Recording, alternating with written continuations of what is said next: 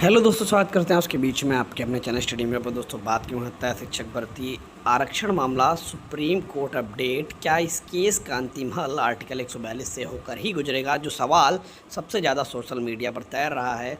मैं कुछ अपने इसमें राय रखूँगा, क्या आप लोग उस बात से सहमत हैं। अंतिम निर्णय सुप्रीम कोर्ट का ही मान्य होगा, ये सिर्फ मेरा अपना ओपिनियन है जिस पर हम लोग डिस्कस करने वाले हैं। तो वीडियो बिना स्किप करने तक बने रहिए मेरे साथ आपके अपने चैनल स्टडी मिरर पर। जो लोग चैनल पर नए हैं तो प्लीज़ चैनल को लाइक करें, शेयर करें, सब्सक्राइब करें, साथ में बेल आइकन दबाएं ताकि मेरे वीडियो नोटिफिकेशन आप तक पहुंच जाए। उन्नत शिक्षक भर्ती का आरक्षण मामले में जितने ज़्यादा पेचीदा हो चुका है, ये आपको बहुत अच्छे से बताने की जरूरत नहीं है, क्योंकि आपको बहुत अच्छे सब कुछ पता है।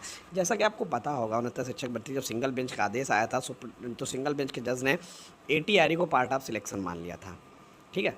और वहाँ से फिर ये कहा था कि जो रिजर्वेशन है उसका जो क्राइटेरिया है उसमें ATRE को भी रिजर्वेशन के तौर पर गिनना था। और उसके बाद जो लोग बाहर हो रहे थे, बाहर करने थे, जो लोग आ रहे थे उनको आना था, जो लोग बाहर हो रहे थे उनके लिए पॉलिसी बना के उनको रखना था। कुछ ऐसा सिंगल बेंच का आदेश था, ठीक है, जिसको डबल बेंच ने चैलेंज किया गया। डबल बेंच ने यानी डिवीज़न बेंच ने उसको कैंसिल कर दिया। डिवीज़न बेंच ने उसमें यह आदेश दिया कि ATRE part of qualifying exam है। ATRE पूरी तरीके से क्वालिफाइंग एग्ज़ाम है, इसमें किसी भी प्रकार से कोई संदेह नहीं है।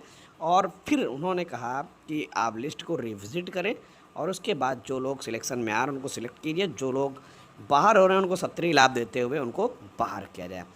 फिर उसके बाद फिर जो लोग थे उन्होंने सुप्रीम कोर्ट मामले को चैलेंज किया। सुप्रीम कोर्ट में अभी तक जो परिस्थितियाँ बन रही हैं वो यही थी। सरकार भी पता है चीज़ें इसमें फंस रही हैं, इसीलिए सरकार लगातार जो चयनित है उनके लिए रिक्वेस्ट कर रही है कि चयनित को बाहर ना किया जाए, चयनित के लिए चीज़ें की जाएँ। तो इसलिए सरकार पूरी तरीके से चयनित के फेवर में ही एफिडेविट लगाया है। और आप पीछे जान रहे हैं, सरकार के एफिडेविट हमेशा दमखम वाला होता है या मान्य होता है, कोर्ट के अंदर उसकी एक वैल्यू होती है। तो अब सुप्रीम कोर्ट में ये भी लगाया गया। इस पे 142 पे सुप्रीम कोर्ट कितना क्या करता है।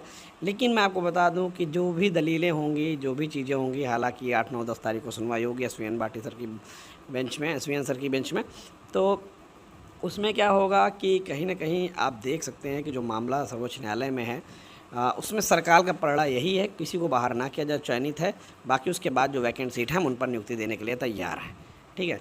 अब कितने लोग आ रहे हैं, कितने लोग नहीं आ रहे हैं, अभी जो लिस्ट निकली थी वो लगभग 9,500 लोगों की थी, जिसमें 8,200 या 300 लोग कुछ वो थे, 1,240 लोग आंसर की वाले थे। तो इसलिए लगभग हमें लग रहा 9,510 लोग ऐसे कुछ थे।